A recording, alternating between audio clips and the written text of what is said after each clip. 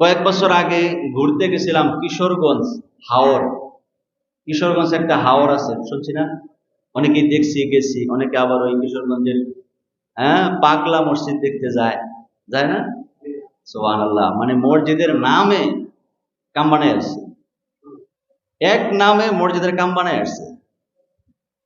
এই জন্য যে সমস্ত মসজিদের আশেপাশের লোকজন একটু মানে দান সদকা কম করতে চায়, তাদের উচিত মসজিদের নাম এই যত উল্টা পাল্টা রাখতে পারে, এর মাধ্যমে অন্তত অন্য কিছু না হোক, যে মসজিদের ফায়দা হবে, মসজিদ চকচক করবে, সুন্দর হবে।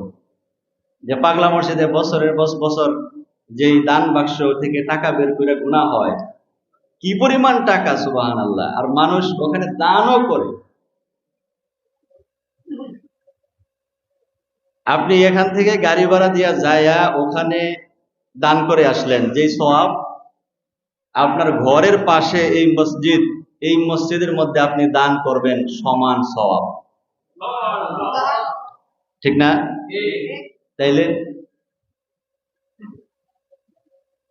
এখন ওই নিজের আত্মীয় স্বজন, নিজের ভাই একটা অভাবে মরতেছে, নিজের বোন একটা অভাবে মরতেছে, যে তারে দান সদকা করার খবর নাই।